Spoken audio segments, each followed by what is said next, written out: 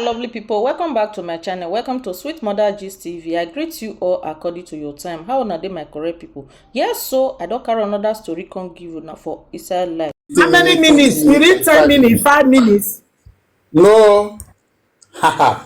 Something when me say I would knack, I will carry towel near body na easy na I would You say you go carry towel near body.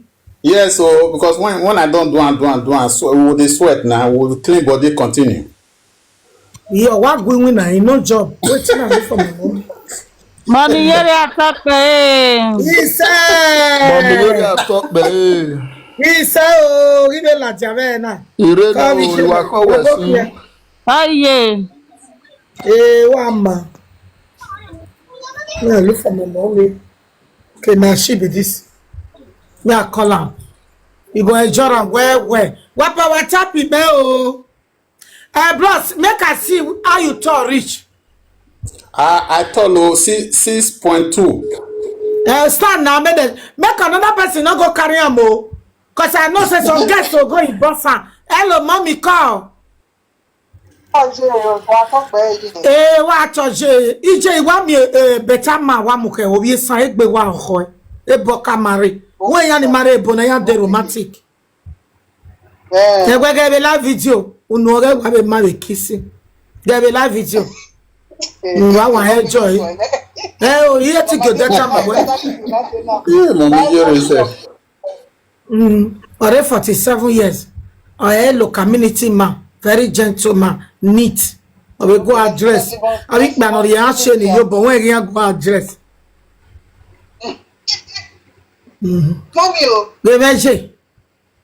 you gonna hear TikTok here. Amana we we bege. We ajo duku na mommy. Why ti nyo duku a? Ni mo we yok pa no free now. Okay, ma. Ade. Uta mama ni do we no gbe yo we me no.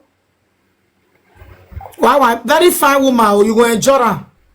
Okay. No, stand now, stand. May we see you stand. Let's see you. Iyore at all.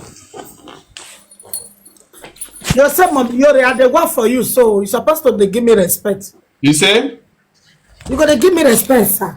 Now, respect we need nowadays. Yes, Mommy Iyore, of course. Hey, me kakaban. Nena che mo Yeah, very nice. Oh, what day, yo? Brother. Mama, you are a lucky woman.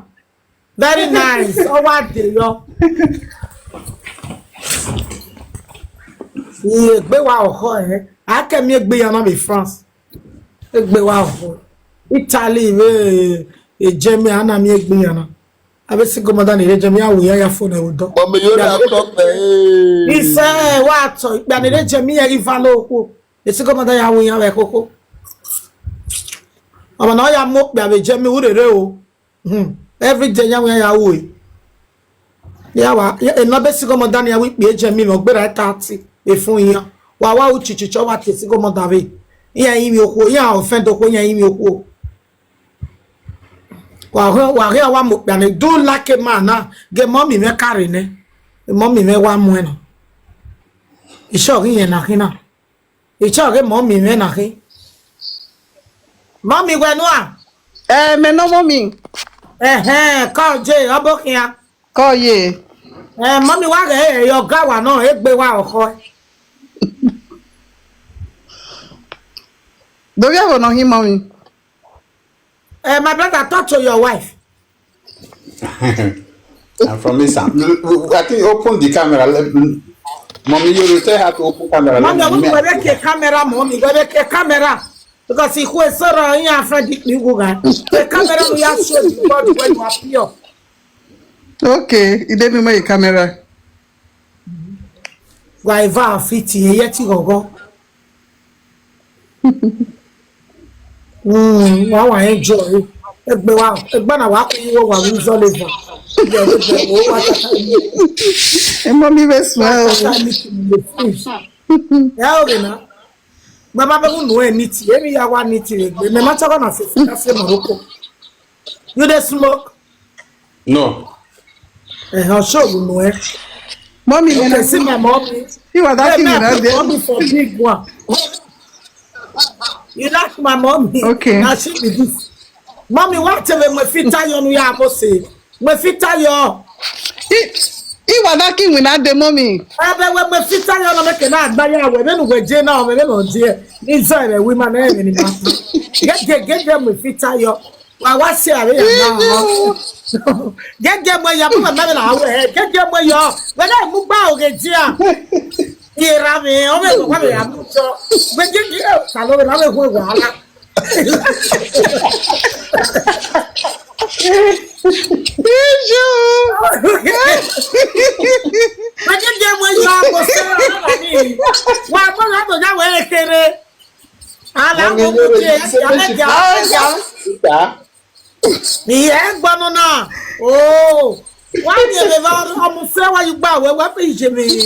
Gẹ́gẹ́ mọ yọ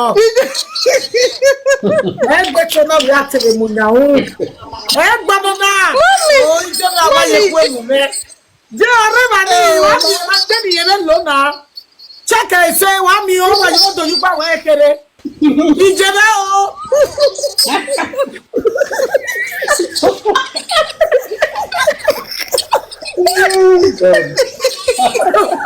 Oh my God. Wahala ìṣàlọ́bùa Jesus. Oh, ìjẹ́ ẹgbẹ́ mama.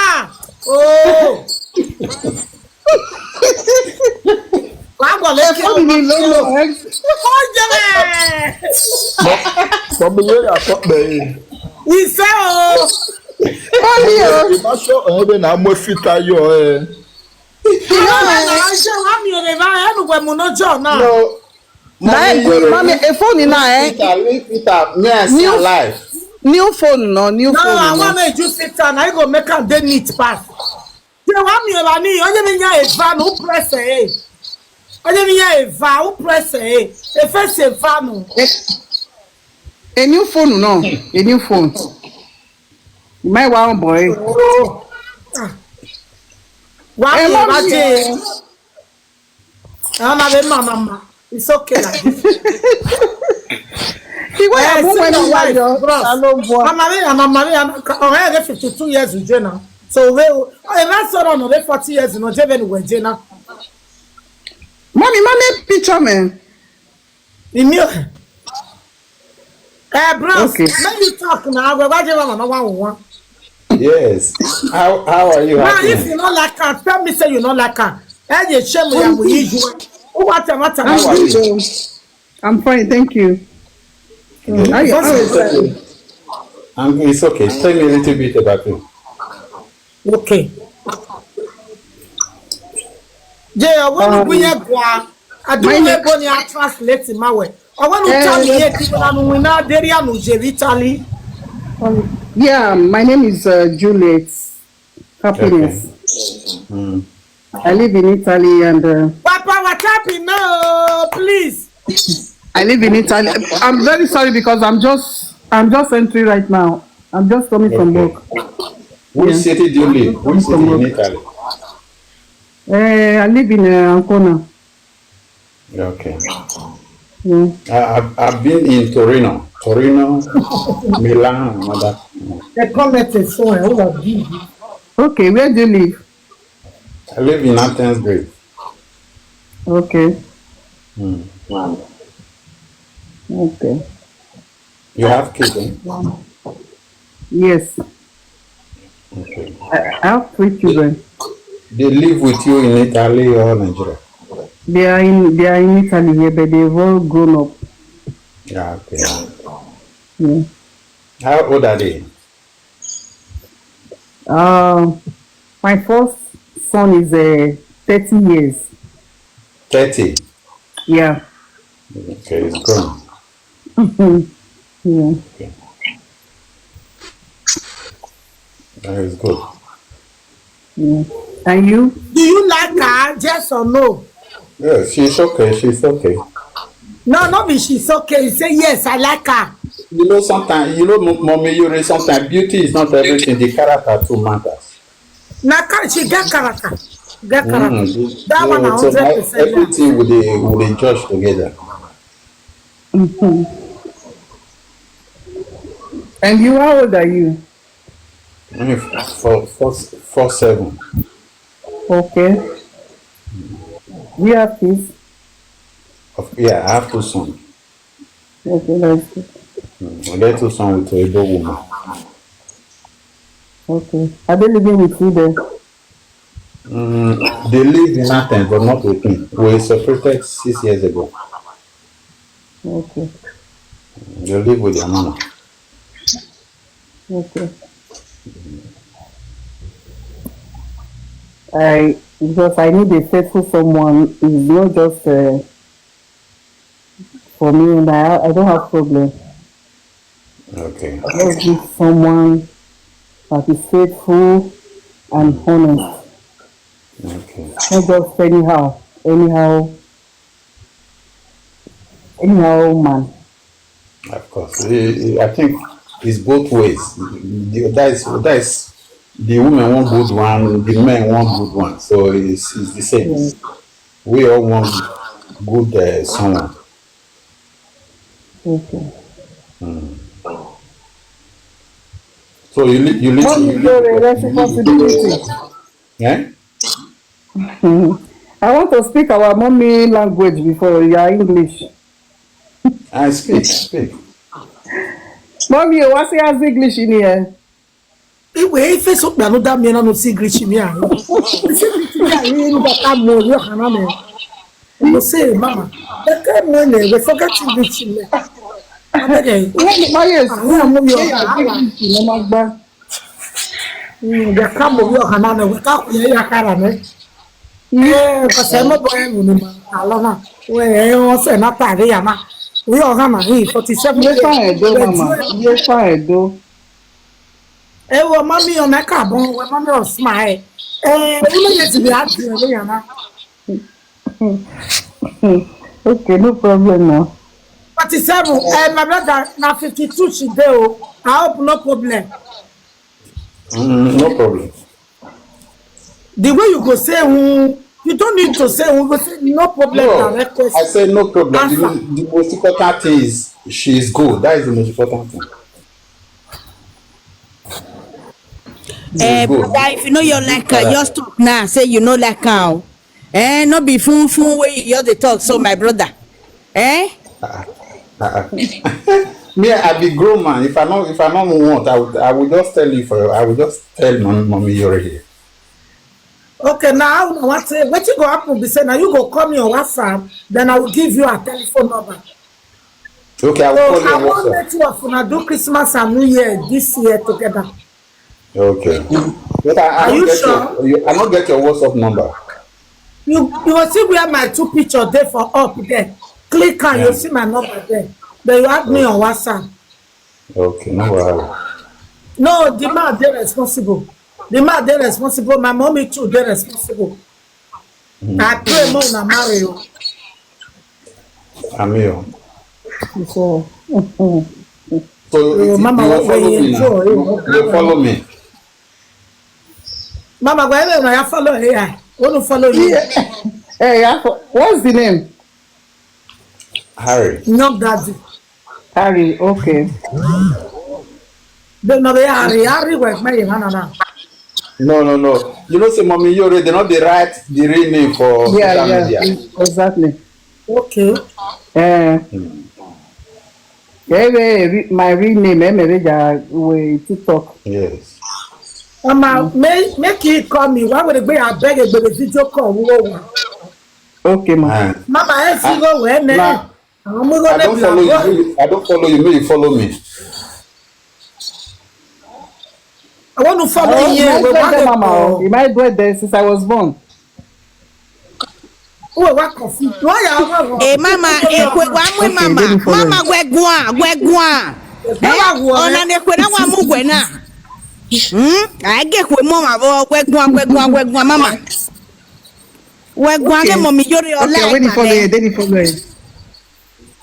You they share. Mommy, you say what? you follow it. Sati where mama? No. I think so maybe you they share. Mama, mama just woman na. Wabo yi video la mi done. When you fire Ekwe mama, sister her. Ekwe mwe. Mama, where say you didn't follow every TikTok, but where have the number name or the initial? Yeah, what follow it? When he ate men, Mary no when he. Okay. But Mama, mommy, you very busy now, so I will call you later, Abby. No, not busy. Just call me now. My second phone, I be that number. So I will pick her direct so that two of them go finish talk for inside WhatsApp. Okay. I beg my brother. I beg no have some money. I beg. No. I be responsible. Not do I control. No, I don't do that. But mama, if you see her, you know, say she dey manage. I beg, no do I control. I beg. Mommy, I be responsible person. Two of them dey enjoy. She go feel dey cook for you. They give us small money, take cook for you. I beg, make no do I control. No. Mommy, I be responsible person. I beg. where's the money? Tori. Thank you very much. Tori. Thank you very much, Mommy Iyore.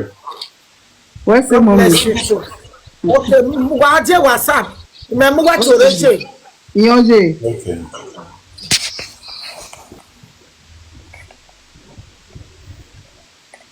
Awa yìí aya. Iyore atọpẹ. Iṣẹ́. Iyore atọpẹ. Iṣẹ́. Mommy Iyore, pẹ̀lú ọ̀nà. My beautiful mommy. Mommy Iyore.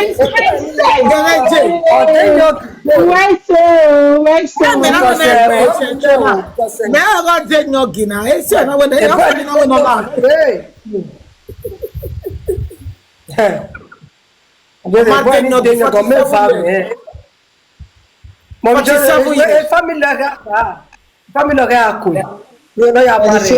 Family Maria wakana iya wa enjoy egbiyan. Why you marriage?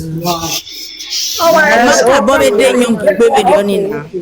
Mommy, yeah. Maka bode nyo gbebe dio. It's only 5 years.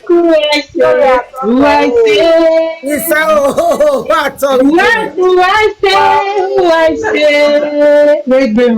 Mommy, you are top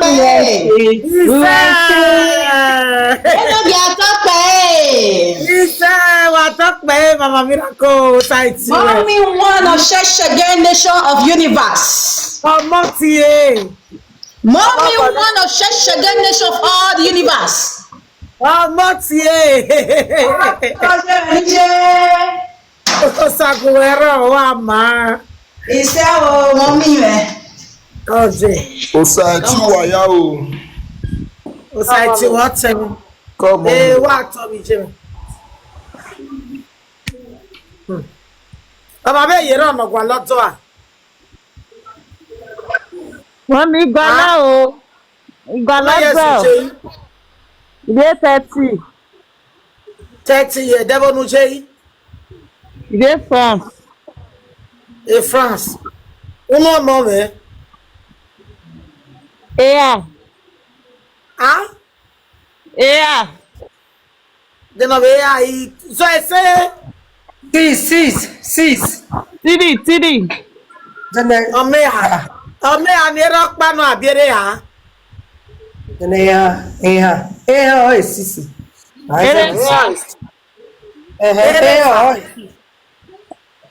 Mommy. Ere fa ome ha ni ga yi mi opa gbogbo enu go back to opa. Kwere gbe no wa na wo de ha.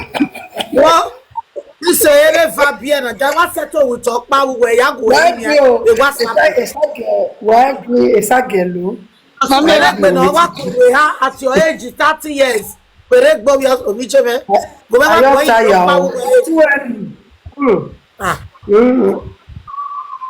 Lo agwa lo pa mo wa me mare wo me wa settle wa me WhatsApp no go back to opa gbogbo e won.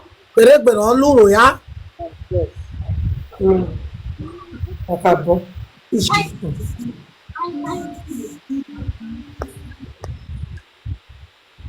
Well, please, my English. No, she get to the children. Mommy Iyore atop She get to the children for those where they say speak English. She got 3 children with 2 papa. She's 30 years old. I said she's too young to to marry the 3rd man. So it's better make her help her beg one for inside WhatsApp. May go back to one of a baby name waiting that they call her. You understand? Baby father. So not Mommy. Mommy. One for inside, one walk cross, if for inside water. The other one, Nigeria. You better not lock up here. Can you wait for you make him mama we no ekekere. Where them lock up here is Sister, no be joke we dey here oh. Na true na you dey talk so I be na joke na you dey. I say we so damn Oh. Na joke you dey. I joke here, na true you dey talk.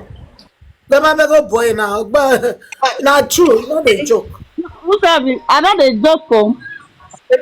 We are so here. Are you we are? Why we pray and ukemo ikemo be no where them lock up there at all ije opo ogbe not ere not jo we yeze ere no go give a deport no go give baba Mama power tap network dey. Mommy Iyore atop be. Mommy Iyore na power tap. A network your sees wa power tap, network it dey seize. A power tap low gbe. Hello mama dey call outside to e. Hello. Hey, what's up? He said, what's up, Jim? Mommy, egbe abado ma gbe ma. In fact, na matali ma pepa. Mommy faith ona ti ba wiki una na we. Owe na line me. Owe yo ma ya wi mi owe mi ta na o ma se de ku me. Igeli pe. Ogi se de ku me. Wa ro kipa. Yes, ya mi pa. We me aka yin ya. Because the matter now, when you hear me pa, o ma de keke, iye ti e bo ma ye ti e. O ma ye, mo ro ye. Ibe pe fo na, ya fu na ni mi e de ke so no. Be ma pe fo, e kele ne de na, iwa ro. Atu bege mi na, o bege mi no se ni na agu we gwi no je. Ina we ma kosi wa ge na we kanata na ma. Wa pe na mo me faith, u be go re mo no be se de ku me. Ni mi ya ma, o ko ni je ojo pa ma. De ma pe ba na, me le gbe na sunu.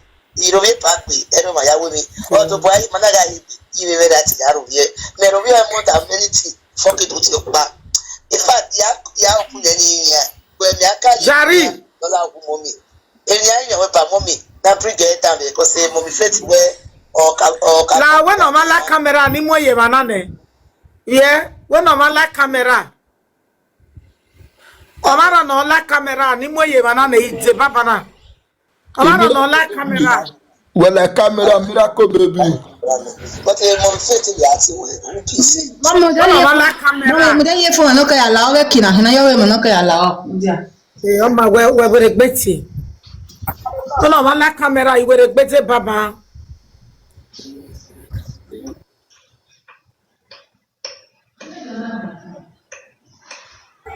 No.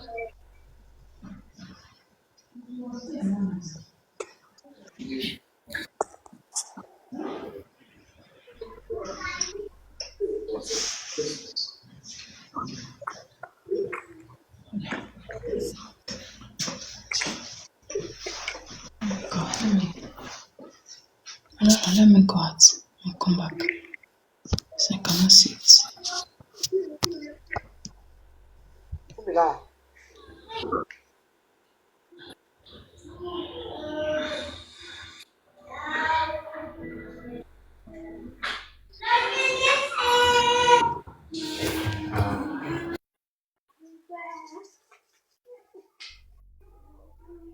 Tie bonne pa, we marry confess call.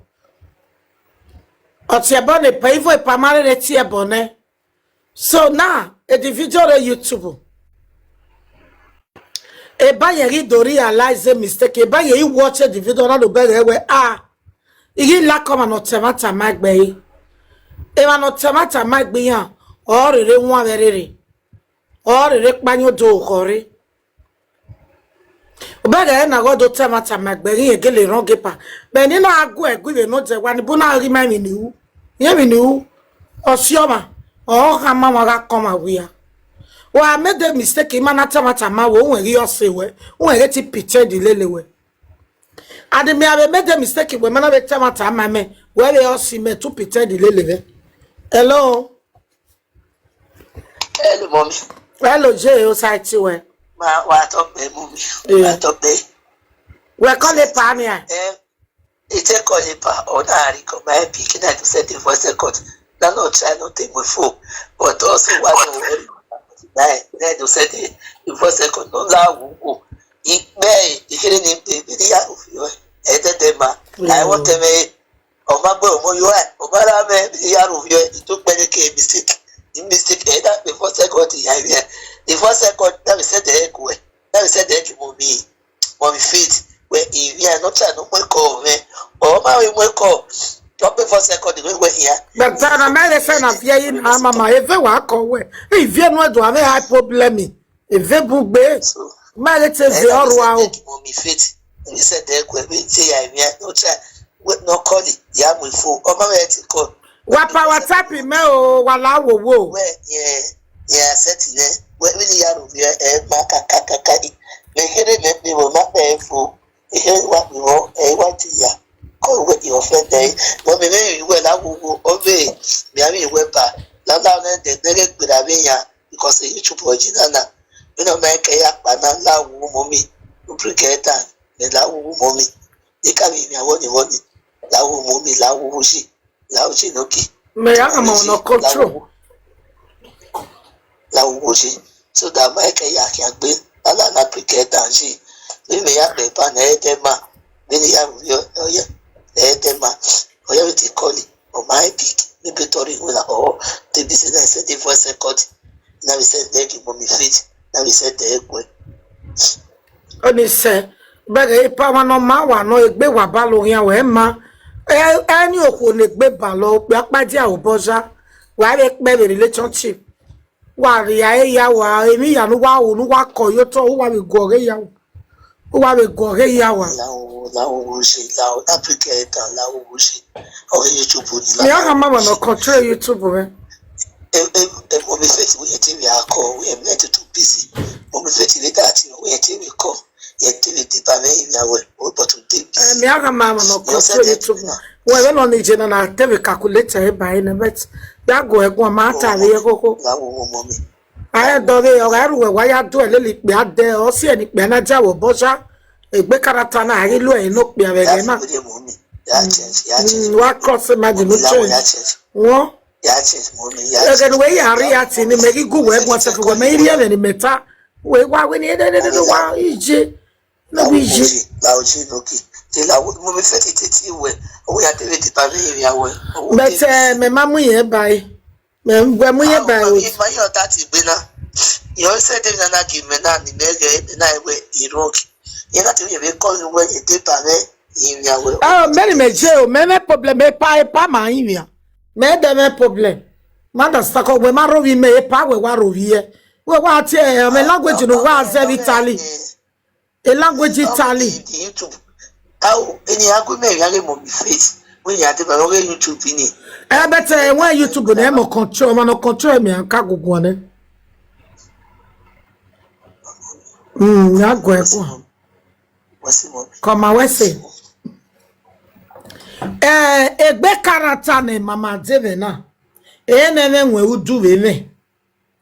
The same character in your again, in then we would do the same character. Here, one mother be here, one invest in Okbia. But our lion here, one more be like me. But that is the problem they get. And any woman no make big problem in her. Here on the assistant, rock my dear boya. I say, well, I never will do now. Or sick this and no mugo yo. When I yet guana, rock my robo. No better move Jamie with that on your pie. We're going to come to December banner on the ville. Oh, why make be no ballo? Oh, be my dear boja. But where you went, oh, do I so? Oh, do I see you, sir? Erizigone, Eribaro, every day. They are ready to sacrifice their life to give a man. But in your home, a job in your sewa. Esenia unoma dia magbeja. Ouramuya yete vareta.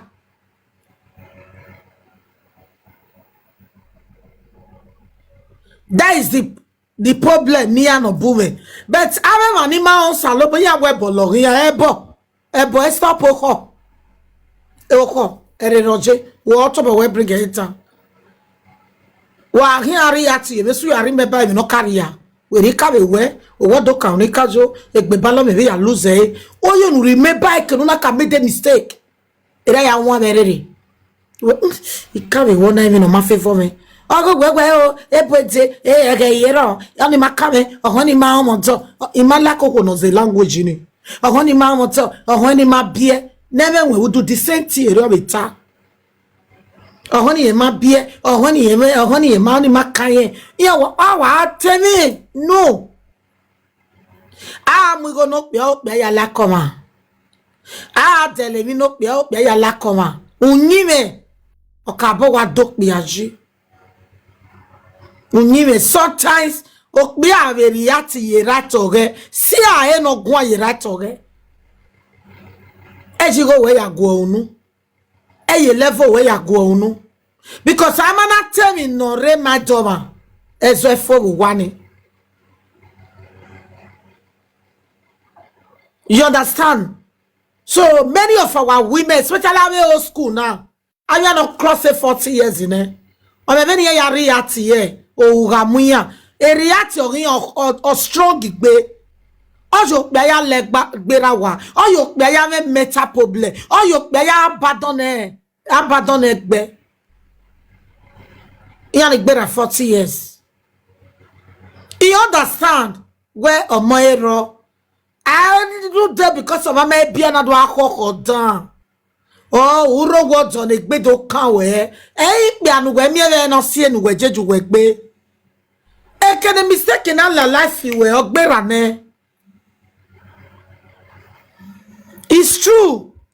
Many are because the way a modern go where he got me a Tuesday when I need to jack back my joy.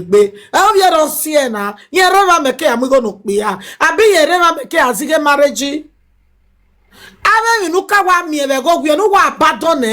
O but wa gbaro no vio no da karata ne e karata we kan da no we prisi nana me we prisi na gbetiri mo se mu we gan nana me we prisi up to today prisi satije singlet ujamiye designer wa mo da be na that the same karata no bring it down cause o need the prisi ne prisi na ro wo bono no go wo we ro we de na we are many men no ekpanyi mabore all of them get wife for house. Uka do mi okpa no pa yin mabore never ko wa ero they will not see egbe bala ma yakuya especially yan wa amego ne oku wa amego ne avi ko ni mo bodo na ki avi ko ni makabo je school inu ya ni me mi iya ma like no we we do na ma abc de egwagme the only thing no ni wa na wa exchange okpe ai na ya mu go no pe na ya invest in okpe ai. So gbe life ni e mana awa aru ma pe evi na kin awa akin ogwa na ma bo ata mo pe ga boy e set ni ya wa po be we bona e sorry o mo pa kin so me bie uga mi ani woman no pe ne mu go jo hu ka bo ne run ne o ke lava age ye fake love ya deceive we cause they ya do leleke keni na gba mi ene no mi go yo e so arun isen wa mi go yo ero pa be ro ubo okwo na run isen gi mi go yo hu wewe ko ni wewe e ba ere ba e bi ro pa re ba o egbo ko ni wa se o wa re ari weze no baptize for 7 days oh I love you won't ta better church for 7 days. Everybody and one met to beg for forgiveness.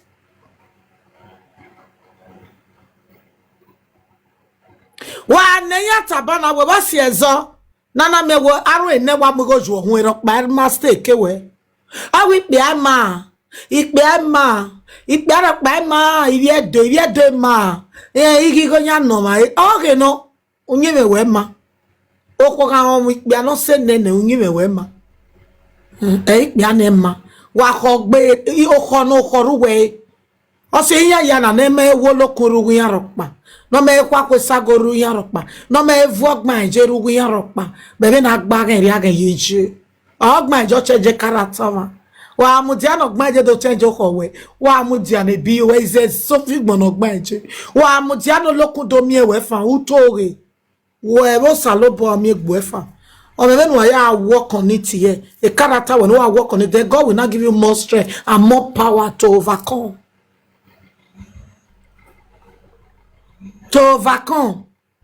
So many of them we bona no all those old school wa change character wa change unyimu wa vie fake life ile emi nu wa ke wa vie ile o wa nu wa born 30 years ago na gire on body na be ma ni le libia la wa 2 years ma bo wa vie ile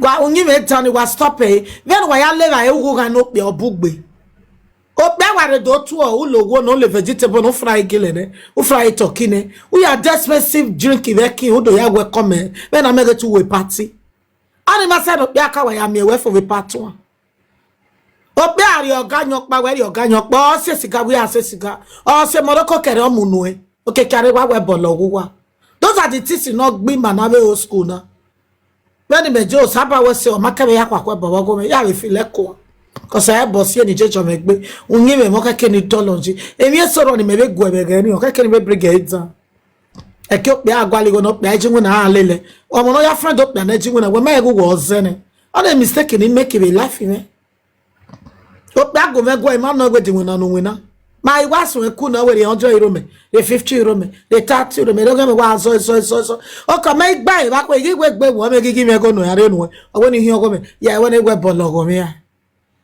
wa neti wa ni pe ne be we bo no se ni me marry no so do wodo mana gwe wa gi ya to oge ma wa we ni ya mi na ri ga bia bu weze eri ya iwari mi na ya na wa rezikpe ya na wa ru weze eri ya iwa mi na ya na wa mi ma po na gbagbagbe ma na wa wu ya ye keze all those things is communist. He's a communist ways. He too wa me character. Ni amana fe o ni amana ABCD ni ona wa do contribute yerere yan. Ni me character. Why do this stop abo lao abion ni pede be wo bo awon yan mami on to gagun lo yan when ya fi yin me wori e when ya iruwo when ya ifi anya gbe te ni mi ya mi e wa ta na e we tata mame ve when me na be le do sami abi are level yan ajo pe e change o pe ke wu kere e na forgive o pa why forgive guy ave school na e no mo bo gbi yan iyan mo pe opa u ka do mi school no mo pe opa no we o ge no o wa siyan ise ma se vie gon aruwe bo aruwe kokobiri aruwe bo aro do bi gbolele we bo aro kokobiri bi aro do bi ebini no we bo aro kokobiri bi aro eya wasilo ya o se ni na mi go ni ale giju wa wo wa salary ni ya mi ni opa ya ewe ron si eni bo ma ye ba gbe agia iya iji wonu kpo be yan so no ye ji wonu kpo du wa mana na no wa o si eni we na wa uchichichi en wa block we iya fo no block o pe ya iya fo no ko pe abi na ko meme o pe abi ro pa be keni aje because iya no ye lani to egedegbe we are say WhatsApp yen ipe apoko abi WhatsApp yen we ni me na le lodo salo be me ni jori abi aje awa me yan yo to tai we mana re for 2 weeks e kokobiri replace we. Oh, boy, then we are that. I'm a copy not stay clear. Etielani, my boyfriend, make a travel day. Every day, I am a school where me go you go piano. Yam with flatty. Any boo, no level. So I walk here, we just make a strong in a prayer. What can you midnight prayer with salt and water? All those say no bargain who are fear would ye. Or I am school man, change it to talk or no change your number. Oh, you know, any respect in one. We are yagi. Igo no ma se €100 €200 no ri enu onwu ye wa obai. Usaka me no ragbon no re mi obi anyaji. Iji ya etigu ya gweri ya setigu ya gun. Ememe depression ge meme online re ne. Iye di respect o pe arokpa. Di ole o pe ani ya se ti a respect o pe ani ga gbeu. Oga ba gbe uno de tongo mu ya mo oni opa ya mo han agu we tongo mu wo ga mo we yin mo awe iya ka tongo mu but iya ra mu agbe uno ka tongo mu ye submit iya mu egberi oto iya so amu phone agbe uno agbe o pick but when I jebo na je old school body trust me you go too suffer for their hand though. Okay you go ni azenu o abi abi e ko awere gbe ni ya and then we travel and then on yanti okpia be no be do 200 dinia no do recover you go ni alone we were iya wash me ya eri matori uke do mi old school na double date o masinya ise. Yes, uke do mi old school ave do so school na we igba ya mi le different me o wa me too flat wa me too royan pa wa ro wa ori o ma yerumu wege karata no nyi o we friend we ma be oni mo gbe no yari wodo cause e karata ye vio ele mo na tan yo vono we tell le li agbe 1 week bo when ya ha ma we ne awo ma ni yake just because we go le television o kwa na rebi palo ula we regbe o de bet no ma we visage bet ale vegetable mi o go poko we momo salt fish every yak poko we wa ga gbonfo o wa we ati mo gboko ni ge family we o agbo egbe family we ami pobo pa ni ama ebe jebo ede ami pobo pa ni ama ebe do kiziga ke ya mi na geni ya gbo ma be 100,000 ti ya eyan e gaga wo konumu no agwere o me too flat na mu yeki. Thank you. God bless you for blessing me. Too flat na mu yeki na me no de 10,000 euro. Oh we ye ja ojigo wa na ba we na ti we do no date. Why me where every time wa call epic call wait. Iya me many boyfriend. Oh recall wait. Uketa ma wo be won see no na me wati we suma mo we go me gwa o wa block we. After 2 to 3 days we do open e. O ko no ri eti a block we ne 2 to 3 days 1 week on we eti o oni oko no kuna o meri e la wa block we ne wa mo la wa wo gege to block wo hu o block we ki awo block ni sanwe o block nu we ni o block o ninu ya eme wa mi family wa agwago we wa legbera wa ga go ko nu gwari o ko awo gbe ne berere be setiri e yo wa o ko awo ne buhe o ko be setiri e yo wa o ko awo ne be gbe ya o be setiri e yo wa tu wa ma just because wa gwa lo wo ho wa gwale be ko me be ori ebe nu e ya mo ko no se we rete o we date ju we seru we o we ju we o gbe se 30 years wo biju obera date ju e o seru we iju e gbe 50 years wo obera so o ku aso pe agbo logo pe aketi mu o keti control e o keti mu all those so school yan so pe ane iya ye no wo pe ane de awo pe ane de ne na gi ohun ro ko arebo abi ko school no wa voye na ya eja ya re man ya dame yo me o me there is especially ma salobua mu my brother ni o salobua no they have give their life to God he don't understand the never no o be how important the life for am egberi o to no pe ma be yan ni ma de o salobua ute we yin kere yan ba we bogwe mu ejo owi yen giri ejo owi yen giri o kele bia ya no ewu yan fefe no bia yeri yan fun odo so school ukedo mi odo ni aka o me ni yari no bago ogota ya wa mu even me no be gwa no odo ni ka me no bago o be me go me venezia ma ba ke ko date me wa be ri abana me wa be jo wa bana ma we gbe be wu Mommy Iyore atop me isa awa tamata Mommy Iyore vio eni woto give them woto awa tamata salopua eya wa be jo wa baba no se abo pe ni aka friend no ka mo go jo we gbe wi ya they are very easy to hammer because they drink kokogoro wo ko no wanyo o easy ni pe awo ya ga ya go gbe mi o gbe ma gbe no gbo o push we na push o me any woman or iri obone or irezo bogo ogbu biju o ogbo me o pe asetiri e yo wa de we sigo wonu amugojo hun e Saturday kaje va no magba e boka mugojo hun no magba ya se gbe gan na be mugojo hun ma be gba wo hen ido gba I be careful wa go we o send 100 euro giju every month wo mi oku o ko no send go giju ma gbe me go ko no ma fian oniki o ko send go giju we me to ya bring go we down awo keke no ri go ni ne no ri giju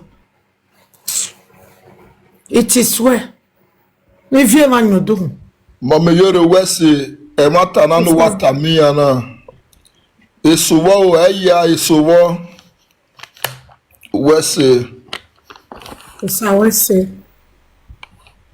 Osabo adebawe no me yave no. Osa wese o. No ma no we on okeke. Mbe mata honoro me gbe le ta because you need to. Society where o. Society what me wa ma. Oge hin agbe me wa office. Yeah, you know me wetin dey do you.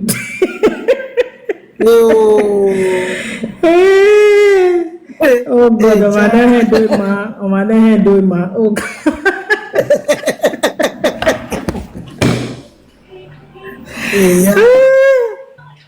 Ute ya fo. God bless you. Yeah, you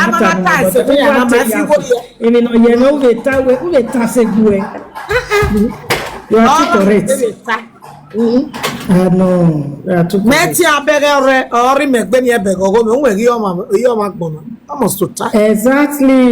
Exactly. You know why you water a matter no reme. God bless you for that. Bless you too. Maya matter no ro. So wawata matter no. Orema no ro egbe matter no. Hello, come on me. What's it? Come on me. Come mama. Nama wa de ba na ma da we na ya de ba mama ila ode. Okay, wa ke la ode mo ye camera ni be wa. Mo ye camera. Okay. Ogun State now. Mama mi. Ogun State wa we bayi. Give your foot to your mama. Amina we ba. Wa we ba. Ima we dia. O wa we na. Ima we na we complete na wa attachment here. Wala we dia. Idale mo konti. Wo me be wa se me ma be wa se abi wa go mi kukugbe. Come on me, you are talking. Society we.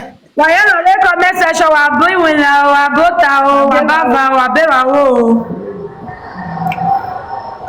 Kenya na what attachment wa na wona Ogun State. Come on me na. Mama ji wona be na. Me ma jo be na. Me ma je school me na ko wa be na. Ma yo ni ma me ma o. Mo do.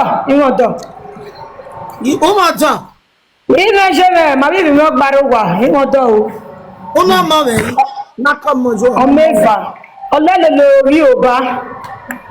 Awa wa lele lori jo ba. Lele. Oh Jesus. O do bi awon na wa we kin. Ori obo náà. Yi ori obo. The village in Wakere we do yi. Ronigbe. Ronigbe. Yo. Abu me kebe, maybe Ronigbe no wa kebe. Wait, me so yan like kebe, gbe won bi jo ba me kebe. Oda fún ya lele bi Yorùbá yan gbodo. Ọkọ mi ó pè tí ní ọwọ́ ya ní ibi ẹ̀dọ́ ní ẹ̀dẹ́ kàrátà ní ibi Yorùbá ìyàwó àgbọ̀ gbọ́dọ̀ lè ọkọ mi káàbọ̀ ọ̀tún ọlẹ́bà ẹ̀nẹ́ ìpé àmì gbọ́ ní ẹlẹ́fọ̀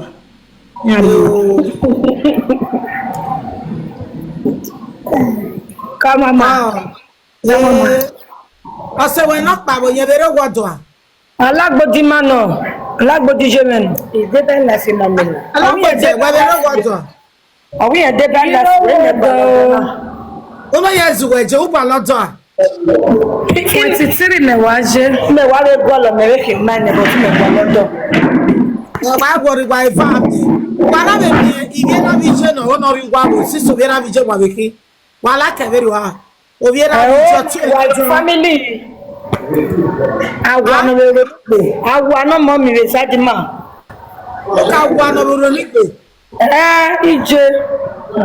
O biari bi je fa. Ije.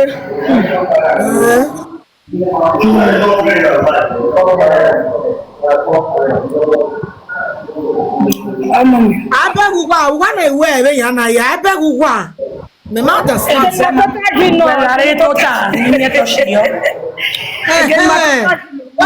not show ne. Owe no pa show we show no beg. Mama mi. No gwa no John no. Uno yesu we je yi we no mo me ana. 23 me wa je alagbode no over. Come me. Uno yesu ku je 23. 23 je vais November. Yeah, we me se no gwa loto. Wo? Nice. Bueno, me se no gwa loto 23. O sabe ko no gwa loto. Me se wo me be bi o sabe. Ati ko je church. O je church. We winner. Aneru wo wa we prayer. Kale ma mo donu. Iya mo come me wa mo bi. E a to na pa no yes yen je. 39 je. Ati na he when we je na we need to na go we akoko me a. Amana ri ya moku no me ana wa e wo amobiro ni gbe no dabo no guje bai Ogun State we Sango. Dabo no guje Sango Ogun State. Ogun State we stage wa e wu like e contact e follow e omo me ana no ko bi akoko me ani no azige school no me ani we gwaligo de no so business la igbe wa go 2 million ma say 2,000 euro wa happy o pe azigo mo ku ma bi wa mi pe na we ara go we koko mo o mu a ya mu je ugo avie mo yesu mama ka be we se mama wa wori yan follow wa okay mama wa follow yan why we challenge Jamie America Canada she's available 39 years with 3 children we have a more school via a private school every term I yes 100,000 where you get I get cookie only hear me rock ma we must say where why you beer mommy why you beer okay we are you beer oh yeah ti beer van brother December we dey na no ya mu gbe aga wa do a friend o do to take we wa o le ba enu office ya dey wa we bo wa be je bo ede o be happy we bo me is good I say ma mu tema tawo wa le lo pe po wa mo pa nya won so pa no happy we yes mom I say unu we na ya fi aya wa ru nu we ni o ma fi amosa no amosa ọmọ no lawo rure oro we ore oge ije na wa lele mo ya ni je me wa bi o wa roge ya mo ya ni jo wa bi na na wa le lu wa gbe bere o tene ore oge wọ́n gbe ya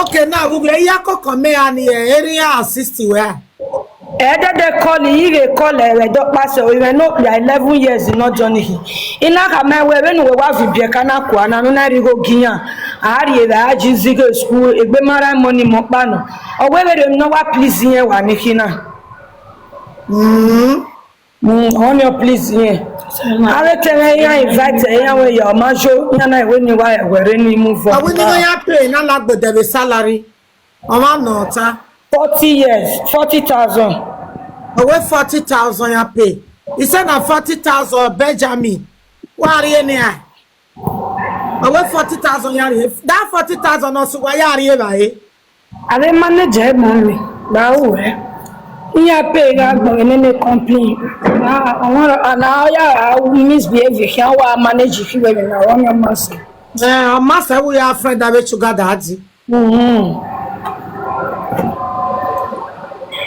dada gbe wa ya je ni wina dada gbe no e uma na jo da no ma jo iya be awo sabe de oni ama no say you go where ni de no ma na jo ya ma no say o wa reto wa bi ya be mo wa no wa o wa to boy mo wa Walake manase doa. Mais là, cadeau, c'est bien. Là, cadeau, c'est bien. On va mi ngone 40,000 edo. Là, cadeau, c'est bien. On a ouais, ne ra mo men mana ko kware dia so no ya no na misbehave no ya ba wa mere. Imagine me go ya relocate area do. O se na wa re dia. Là, cadeau, c'est bien. Et tu en as we bobo, what se ni amana happy we. Yera mere we but ni amazeyo. Yana te promise me you are happy when you relocate area do. But later now no issue, I reply. Because you are the ban, I don't know me sugar daddy. No happy we man sugar daddy ro. Ik be work but do you go liku no this straight. Ni go ni aya mami go relocate also na I was stay Edian.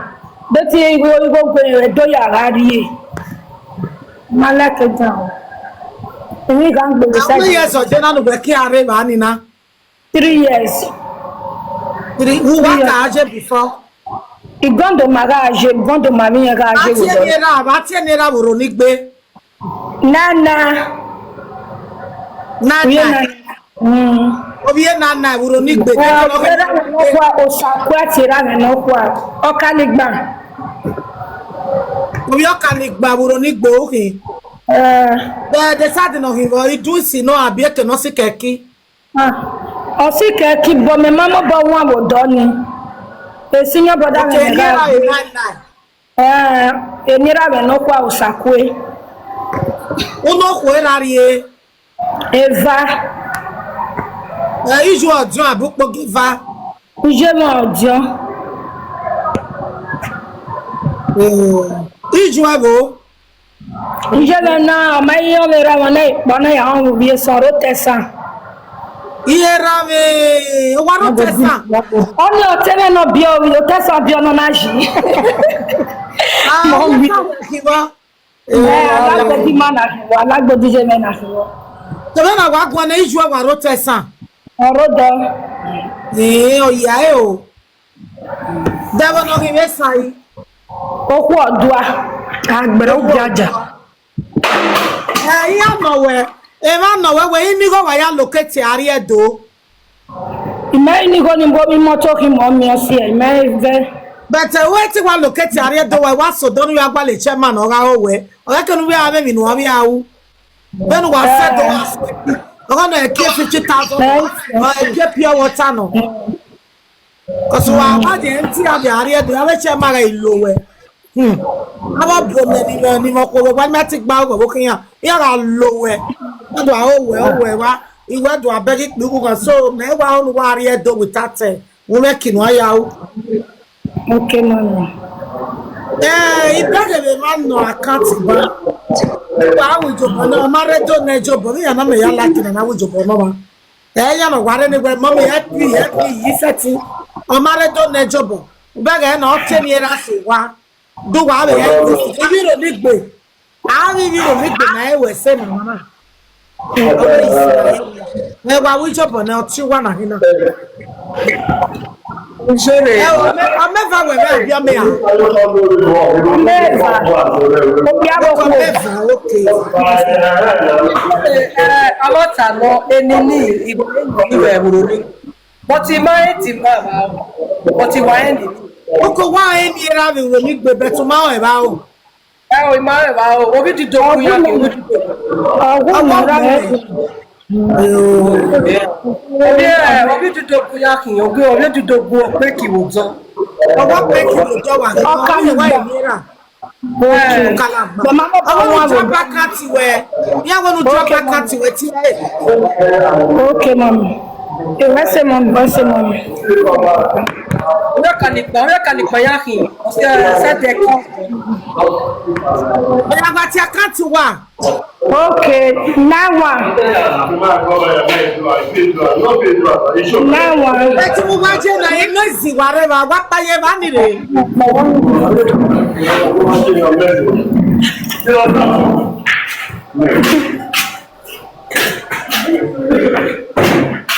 Oh, wa je abi na wa je.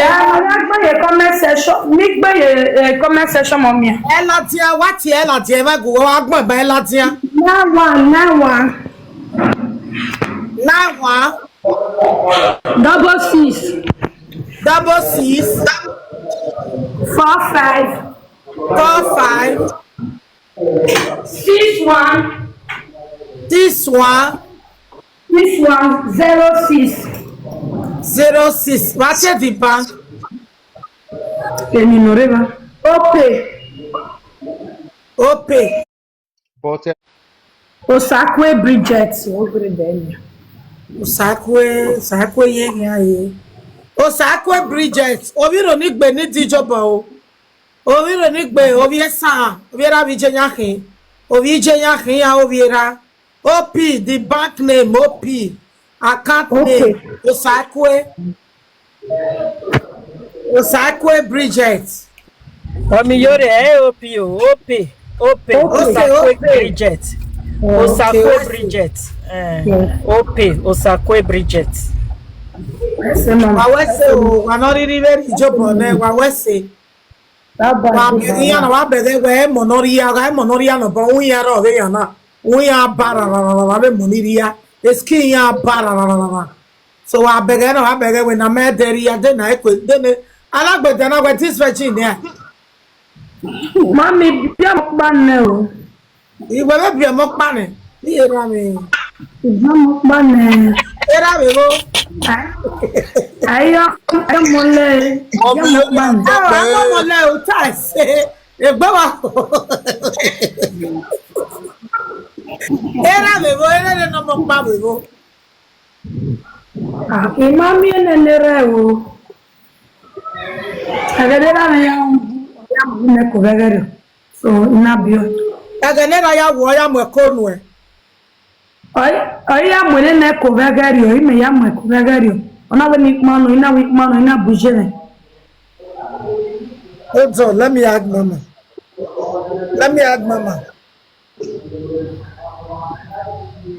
Okay, you're not going to take money, no more, no hook man. Ina week manu ina bio e. Aduwa wega aje ga ni ina bio e.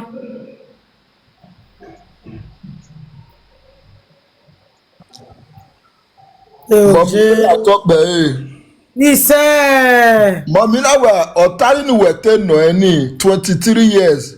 Ama emi obia, ama de possible in Nigeria And okay temata we e bio mokba ne. Dik we so no. Ya we am de bia yeyi. O ye be toge mama. Ama 23 years in Nigeria be ane. 60 years ya maswari ya menebe do. What it's all there? We are be ane. E wa ya bio ya. 70 years ya swari ya menebe dunia. E wa tsamisha. Mama na ge ri go ja kanti we no man igmo ladia. Igo na na re no na wonu ya re do nu aso wina. Okay? Yes, mommy. Na bia no that me I hope bia na bia no ko mana fin wo make the mistake igbe. We be ke ya wo. Hello Jay, o tan ya ti mu no be di ma ba we.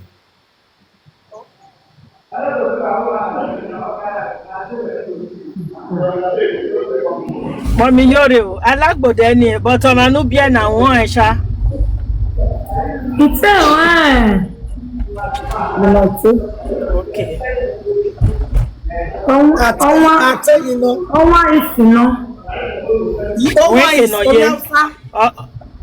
Ọnwa iso Hausa eseda ahụchi bodo agbere ahụchi Abo nwa Eme akomoti na don put two of na. Where family no career. Ihe family ọrụ Ijebu ti gbava.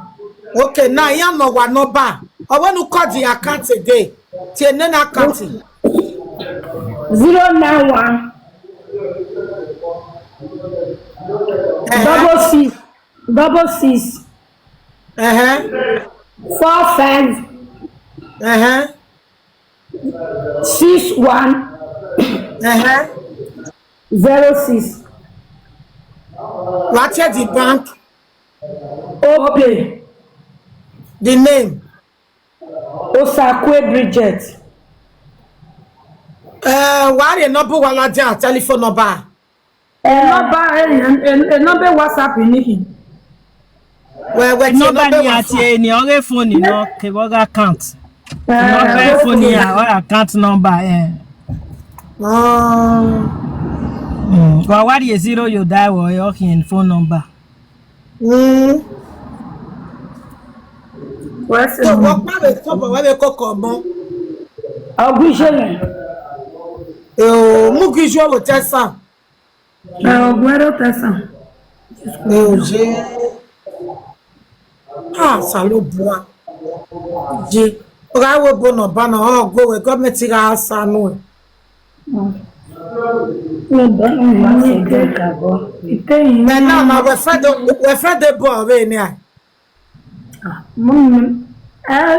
Nọ́kà òwe máa náà wọ́n lè gbé continue iná ẹ̀kọ́ rẹ̀ bọ́ yín o. Na we ni fa do piaro pa. Iná ẹ̀kọ́ rẹ̀ bọ́ yín.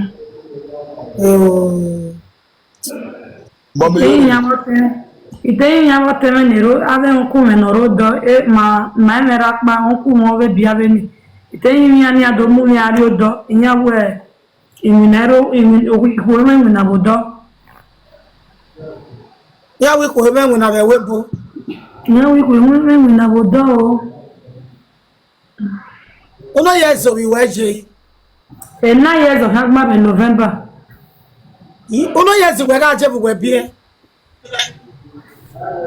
9 years. 2016. 2016 bio November 27 me are 23 years. November 6 of we taking uno years go 13 years. 14. 9 years, only 14. 14 years oga aje. God. Je. Anu wa ya bia isu wa mugie. Mugie. Eva ni ga aje ke bio sef. Ya goje ni. Ke ni jo je wo tesa wa ajo ke mo ekoni. 14 years. On le touch me. Mais so ye awa mi ko no me fie o. Ugaye ya luya. Ka bi mo. E be fati ko no mo ko no. Ono ye si ye ga aje. Ye ka be je ni ga mo se ni ma ense. Ye ka be ri ka no ma won ni ma. Ono ye si ye ga aje. Memang 30 years of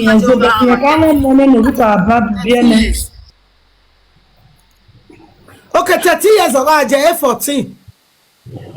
Ye ka de amo mo ne no bi ka ba bia ne me ma. 23 years now. E won ya ama na mo sa ya ama 13 on age o ga ama. 13 years. 13 years o ga age bu bi e. If you be no more na 13 years plus. Ana ga 14. 13 years ago, my period to never any. Mommy, me 18 years in my period in any. That 13 years in it, we can't look baby now. Imale look baby, you're this virgin. Oh, I'm a conway. Ik be ani buya wa change destiny ko ni bu o fi na gbon na we lore so we ik be ya fefe ni fie destiny ko wori e agbon alore yan bi o lesin yan yin mi ko yin digwe yin yo salo ba ba de ba yan no yin ko yan ni frustrating o me 30 years u wa mo ko no wa dia ke si go monta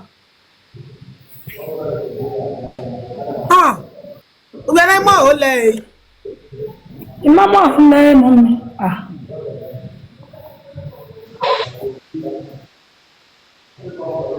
Westy, are you there? Yes, are you?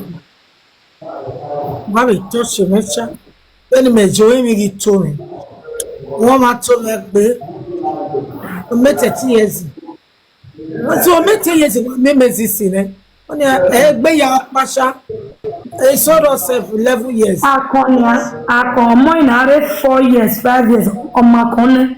Okay, Zakone some is or Zakone.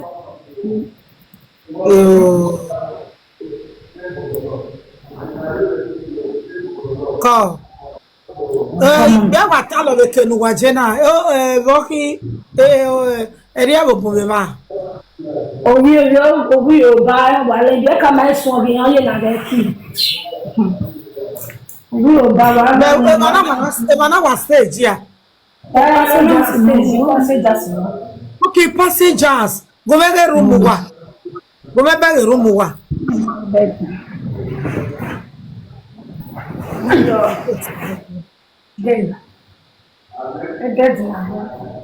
Never I beg what we say. What's no woman over here? Any camera to kaje. Oh, je, mana wa stage. Wa stage o. Oh, je. Our Ariel degbe on zuzu ba. Then you go wa pay your room na.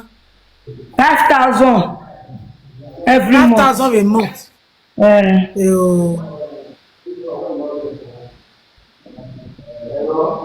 No, you join a road test and give moto. Ben da foi video me que o menina. 2008 so era ne wo test and ise mo pa ireba. Ma joya mio.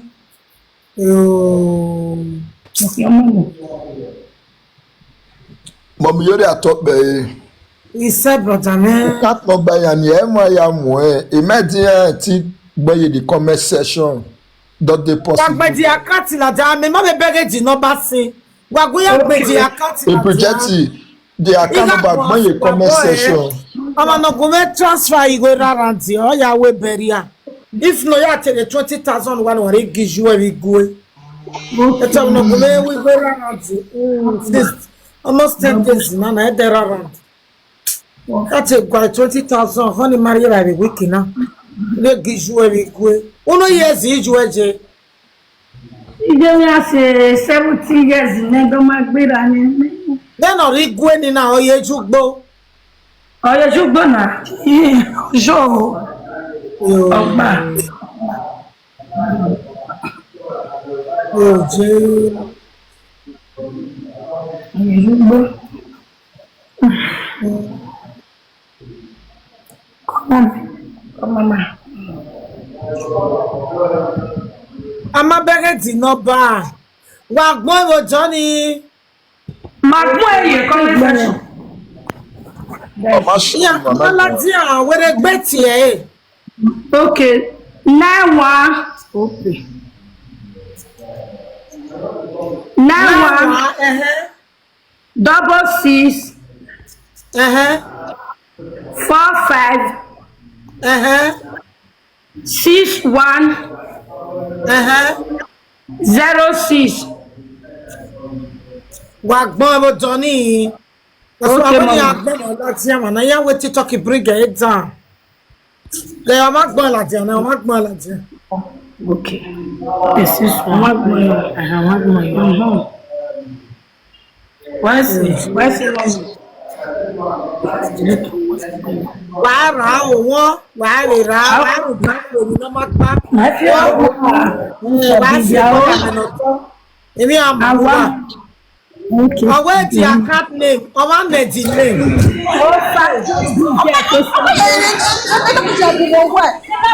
sọ pé Gẹ̀yà gbẹ̀nẹ̀dì náà bàlá ti àná wa wẹ́sẹ̀. Àwọn ẹ̀sẹ̀ mi gbọ́dọ̀ ní ìwé ra mi ṣe, ní ìwé ìwé ra. Wẹ́sẹ̀ mọ́mí wẹ́sẹ̀. Osaloba wẹ́sẹ̀, Osaloba wà pọ̀ mi. Osaloba wẹ́sẹ̀, Níkà wẹ́sẹ̀. Ìmọ̀ ya fẹ́fẹ́fẹ́ náà tún àwọ̀ ẹ̀wà wẹ́sẹ̀. Ìmọ̀ wẹ́nu wà wẹ́mẹ wà wẹ́mẹ. Ọmọ rédíò náà ṣètò. Àbọ̀ àmì mú wá o bí ó rí ní Jésù.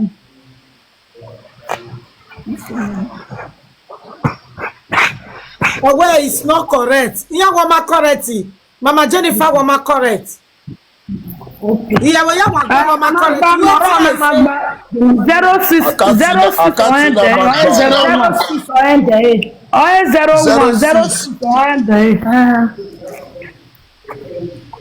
Àwọn ìṣòro sísọ ọ̀dẹ̀ wà gbọ́n náà gbà wà láọ́. Wà láọ́ wọ́n wà bí ọkọ̀ wọn. Ètí tọ́kì wà bọ́ọ̀dì náà bá yín. Number 4, 5, 6. TikTok máa pé na gbọ́n wá gba tẹ̀fọ́ wá gbọ́n wá gba tẹ̀fọ́. Ọgbọ́n yẹn ọ̀rẹ́ 06 ni.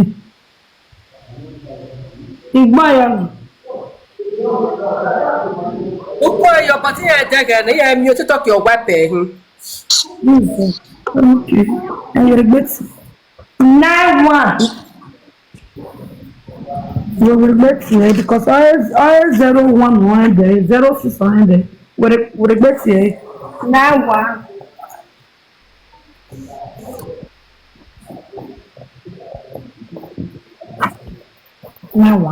Now one 6 4 5 6 1 0 6. Tí wọ́n gbé yàrá. Ẹ wo èrè náà lọ́gẹ̀ẹ́ mọ́. Ok, tí wọ́n tún gbé yàrá.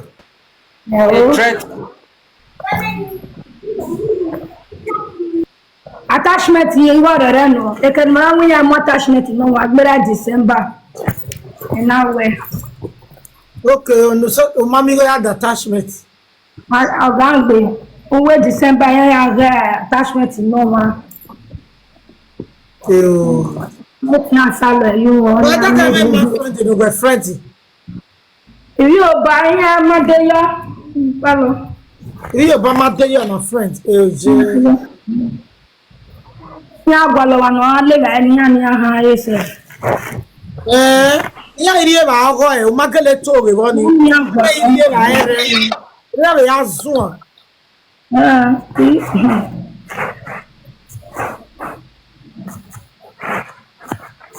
Agora waje bet wa be je do do satwa ne kire na yi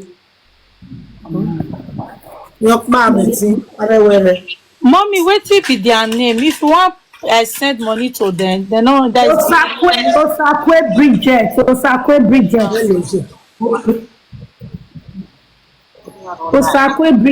Okay. What are you? Osakwe Bridget. Osakwe OSAKWE Osakwe Bridget. Date wa mi amu we na Italy. No, Ní àgbègbè gbé mọ́nù. Ní àgbègbè gbé. Wa gogo gbé wa mi pe Italy. Jí. Yo, ya mi Italy wa gogo gbé. Let's go already. Mommy already. Devono jeni eni.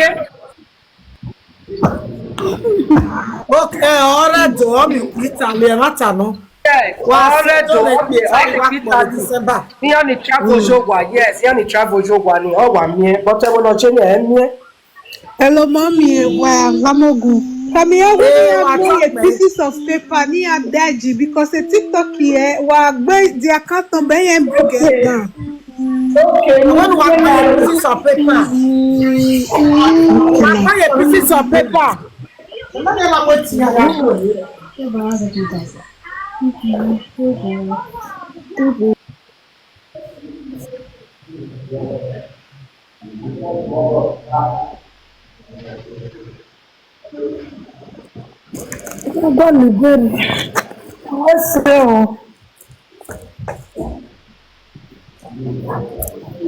Adéwúmẹ́ kájẹ́ sàlọ́bọ̀ jíjẹ kẹ́ẹ̀ná pàákà bọ́jú sájì èdè sàlọ́bọ̀ ya ẹ̀rù wọn máa wọ́ ọmọ ọgì No, a last boy and I want to keep it bay. Your dark boy, no mare. No, you keep it bay. But all warrior do. When not 20 they can warrior do. Your dark boy. Let do I waste it. If not from you, two of them for go Bini. If everybody donate for them, then they go rent shop, they do hair. Then they go rent shop, they do one or two things. Two of them, maybe two of them, you go Bini. Whatever warrior do. Whatever here. Madam, no be to go Benin be the thing. If they reach Benin, no be as they want stay for Benin. My brother, now they talk. So if everybody donate for them, they go use for certain renters. They'll use for certain open shop. Exactly. No be same make they go Benin. All this hairdressing hair where they do for Nigeria, they bring money Everybody wey dey here now will be 887. You understand? If one or two person donate 50,000 naira or 20,000 naira, God go help them. Not wey God no fit do. More na place am where they no dey see. Because if they go Benin like this now without no proper arrangement, they go see another man wey for Benin they go see give them belle. Ekena yeye ayeye. So before they go Benin now, they need to make plans for themselves before they reach Benin. Kakabon that you take. Bẹ́ẹ̀ ni mo mi yóò lè taba mi pure water business. Before you carry it though. I'm a mineral business. I'm a pure water business. Ekina na Kenya be fie mi kere mi reki. But you write the number, you write the name. Put not be everybody wey dey know how to write all those una name.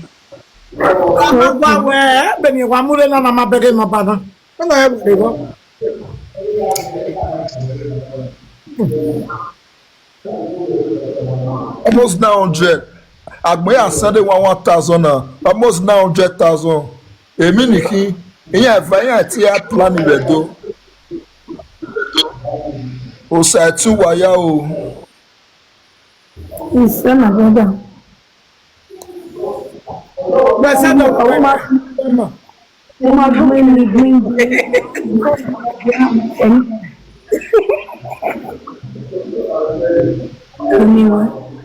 Mọ̀mí yóò rí àtọ́pẹ̀ yìí. Ìṣe. Àkáǹtì náà ni a da iná ni a. A suggestion mi ò tẹ́wé maybe do we are àkáǹtì rẹ̀. At the end of the day, we forward the egg. Yati. We're material where amen. Amen.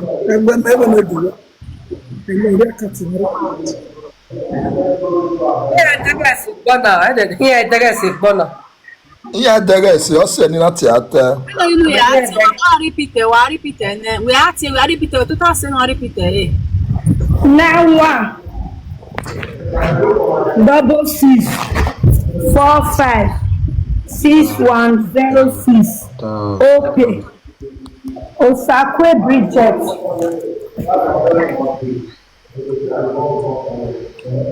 okay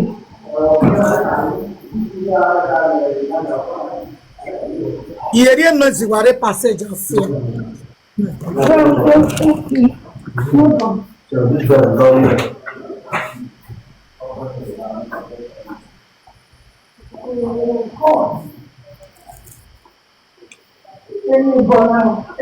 Ẹ camera wa make e hang ene fún ìwọ hang ene fún ìkan pa. Wọ́n ní kí hang ìwà mọ́ ẹ̀gọ́ ọ̀yẹ̀ mi, ọmọ ẹ̀gọ́ wa mi ká ta sí. Amenole rose ni mwana veria ni nubi. Wọ́n wọlé wẹ̀ súpà ẹ̀wẹ̀ ká hang ene fún ní hang ẹ̀.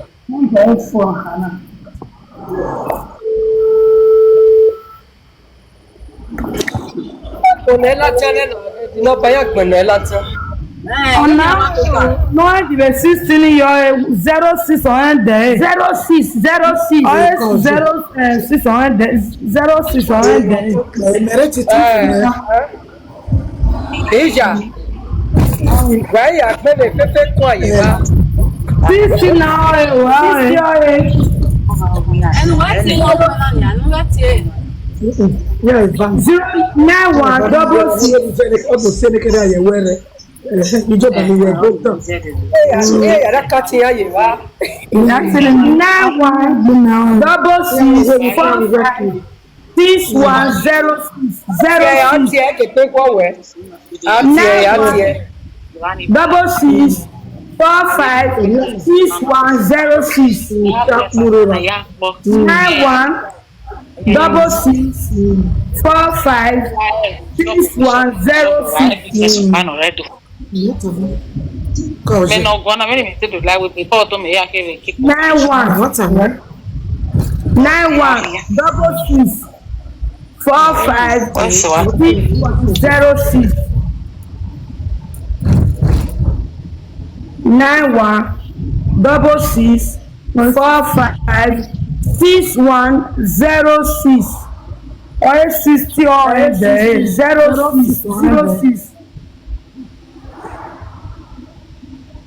91 66 45 61 06.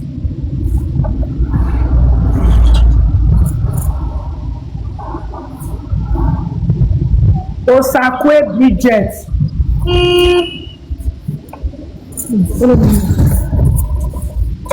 Osakwe. Ari bere fesuwa. Ni meleke le wijobo na memele megba wuwa na. A camera mad straight se.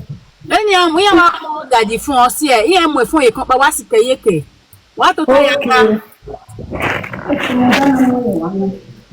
E phone we ya nge we ya we touch nu le oni ebo pa a dege we no mo phone da face we. Come on me.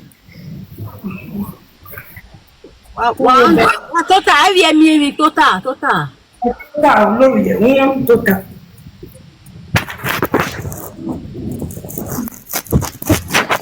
Baba na wa be do mi odo. Wa mi go wa be mi odo e mi ya agbanu wa npo na. Just a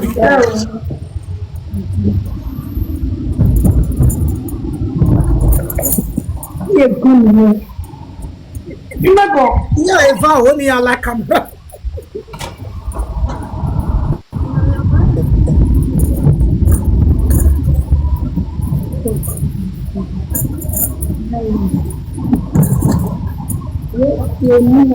Nine one double 6 45. Wa fa mi ala camera wa fa si keyeke kakabo.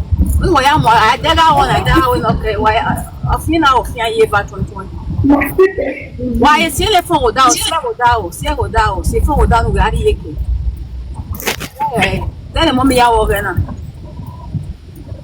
Miracle baby. Iya kata si ha we first time ya like camera na. Ana menya na my brother mi pa do pa we mi ago. Come on, your mother here. Well, get you well, I don't buy la no one. No, since na make na dege mu wage.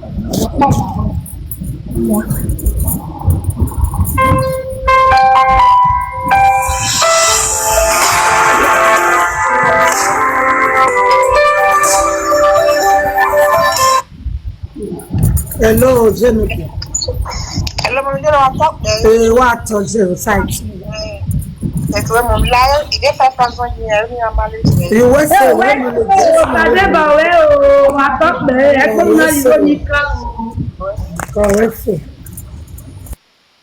Wọ́n sì mọ̀ mí sí Adébà. Hello, boss 7 boss aya ujobo. Ijobo tax. Ono 5 euro no ya wo 2 euro. The tax are for summer of.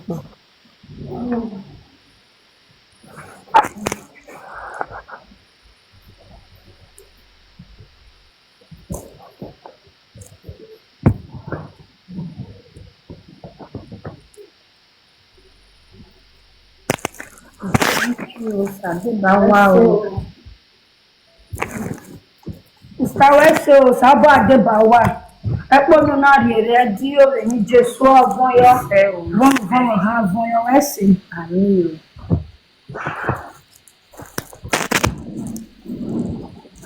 Wọ́n mi wẹ̀sìn. Oh, saloba wẹ̀sìn mẹ́mẹ́ problem. Saloba wà náà. Gbọ́dọ̀ nù rírí emeri egi osa. Ẹ̀tí saloba nù. Ẹ̀tí máa ẹ̀wẹ̀ dẹ́. Otherwise, wà wúwà mẹ́rẹ̀ la camera dẹ̀ wà bọ́ tún ẹ. Mẹ́lẹ́ láfi dẹ́. Ó ká ọdún wa yálà láfi nàkínà. Wọ́n mẹ́mà yìí. A máa wà èyí. Ọmọ ni màgbárẹ́ di ọmọ ẹ̀mà yìí ní bọ́ọ̀lù nìkan. Ok, wà náà kàmá ẹ̀kú wà ọdún wà lá láfi rẹ̀. So nu wa kí àrẹ ti tọkọ wà mẹ́lá láfi rẹ̀ yà náà dẹ̀. Mẹ́gbàrẹ́ ò mẹ́lá ọ̀dẹ́. Òjé bẹ̀rẹ̀ wo wà má lá ọkọ̀ akẹ́kàn. Sàlóbu ọ̀pọ̀lọ́gbé bàbá. Ìyé. Ìyẹ̀wò sà. Bẹ̀tì David wà là wà má di wà náà wà á dọ̀la kàmẹ́rà wọ́n fi ẹ́. Wà pa wà tábì mẹ́ wà là á wò wò. Ìmà miẹ̀rẹ̀ wà lè wẹ́ ẹ̀ mà náà wẹ̀ mà wẹ́. Mà wà miẹ̀rẹ̀ wà wẹ́ yà wà láì mà náà wẹ̀ là ọ́. Okay, wa bege be ma be we also wa na be a on wa be la we yan. Tena wa la la fi ya pa wa wo wa ya wa de phone yin wa ta lo. Do woni agugu na ya unya re less. E mana wa de le na ma se na ti ni less. Ah mama wa ma be la ne ma be se la fi ni mana wa mi wa be la fi na ma ka ni ma de ba we la fi we. Okay, I was the first person in my work with the belly. je. I don't sabe what did the right place.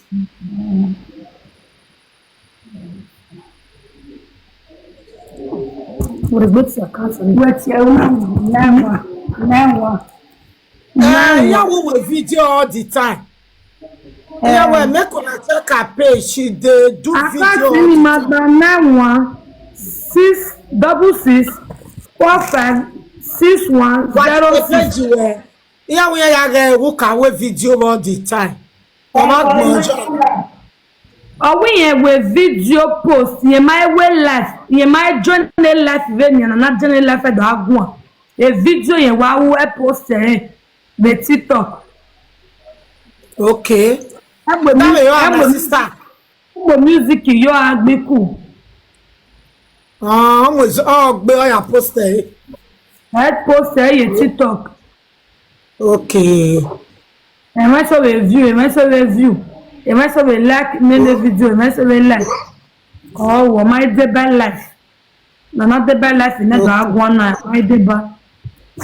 Okay. Our time at one. Banana 09166456106 866 666 I went 666, you know, 866. I even have 866. 866 09166456106 866. Well, make you carry her face, go back. No, that's why never enter camera before. But see, next time I will improve. Mommy, I can manage here. Thanks for your understanding.